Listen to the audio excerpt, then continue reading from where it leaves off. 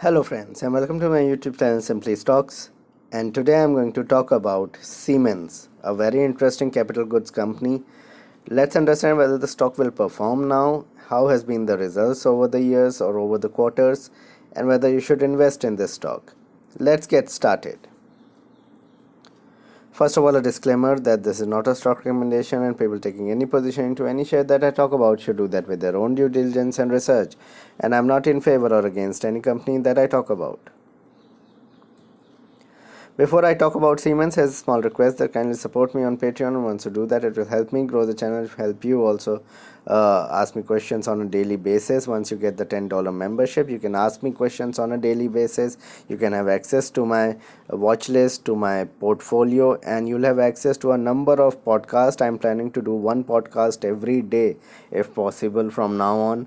And thanks a lot for more than 100 patrons that are already on Patreon with me. Kindly join this group, and you will be getting a lot of stuff for that $10. You can ask me questions on a daily basis, one question per day. But remember that I will not analyze portfolio. I am not going to analyze portfolio on this website. For detailed analysis on stocks, specifically a number of stocks that you have individually, you can email me directly, but do not put posts for that on Patreon.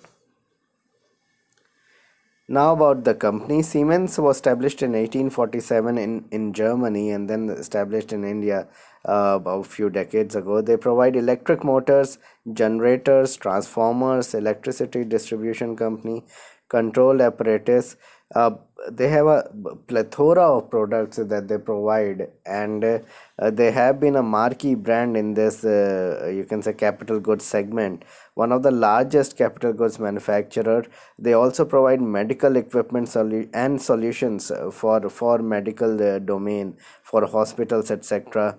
They have strong management and a market leader in this domain, serving leading clients across the globe and here in India. And the market cap of the company is around 41,000 crores. So it is not a small company, it is a large cap company, and one that has performed well in difficult circumstances. It is the sector as a whole is under pressure, and that's why the company has not performed that well.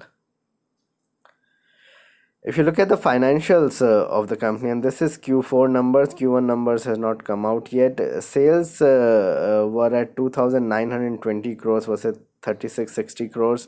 So it was down by 22%. So it's negative 22%, not positive 22%. Profit was down by 36%, but the debt has continuously reduced, and that makes it a strong balance sheet company as a whole. High institutional and promoter holding in the company. Return on equity of 12.5% and net profit margin of 10% is relatively strong considering the industry that Siemens is serving. It is expected that the first quarter would be a complete washout, so we will see very ugly numbers for this quarter. But that would pave the way for bottoming out of the numbers, I suppose, and going forward from September quarter numbers or December quarter numbers, things should improve in the capital goods segment. See, the sector as a whole is under pressure, so you cannot blame just one company for the performance. But currently, it is the complete, you can say, the business segment that has been under pressure because of low orders that are coming in. If you look at the performance of the stock, have been subdued for many quarters. The stock has not done anything for the last 8-10 quarters, has seen a 22% decline. If you see a 5-year chart of Siemens, you'll see a 20 odd percent decline from that 5-year level. So in 5 years it has given you negative 20% return, where some stocks have given you 6x, 8x, 10x return. So that it has been a strong underperformer, has fallen in February, March, fall by more than 60% from the top. So it was doing relatively fine, and things were getting on track for all these infrastructure capital goods companies. But then everything fell off the cliff in 2 months of February and March, and since then the recovery has not been that great in this sector, and Siemens has not been something that has recovered. So it has also not done that well. Numbers have remained subdued. uh, and remember that people are not getting into the stock because the future prospect doesn't look good. It doesn't look like that over the next 6 months the numbers could improve, even if this all pandemic thing goes away. Even then, for orders to come in and then executed, and then money to come into or flow into the profit and loss account, it would take at least 6-8 quarters. And that's why people are staying away from this sector as a whole.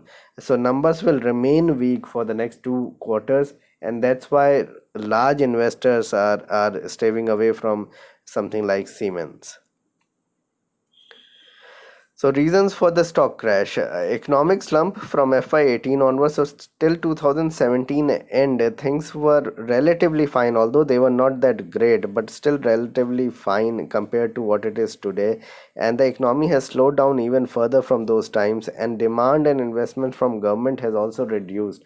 And global demand for such products in capital goods has reduced because there have been very little infrastructure push globally, because you have seen what kind of economic turmoil it has been in Europe and US. So, considering all this, the things look really bleak at this point of time. There has been rising pressure due to expenses. So the expenses has increased, whereas the fixed cost always increase for such companies.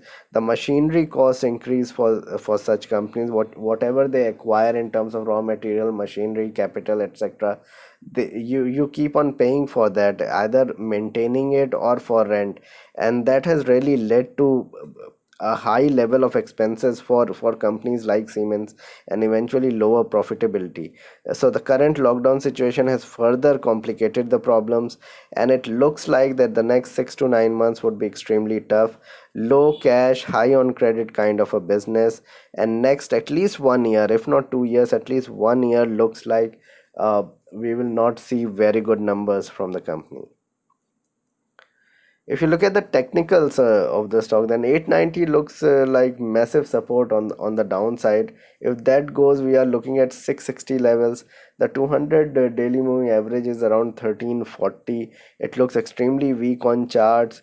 It may consolidate, may not fall, but it will not give you very good returns. So buy the stock only above 1100, and that too when you see that something is happening on the ground and things are looking good and the numbers are coming in. You might as well buy it above 1300, 1400 when things are very good, rather than buying at 900 and then probably thinking that okay, 900,000 is fine, let's buy it, and then just waiting for the move to happen. Don't do that, because you'll keep on waiting, probably numbers would not come in, and eventually the stock may fall.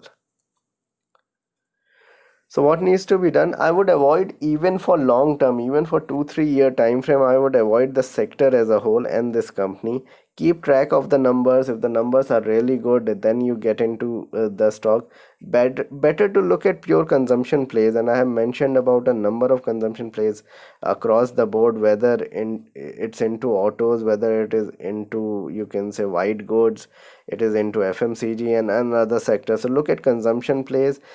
Yes, it is one of the best in this business, but whenever infrastructure capital goods comes back, then you really get into stocks like L&T and Siemens. That would be more beneficial, rather than getting into the stocks right now and waiting for a big move. And always have less than 5% of the exposure in such stocks.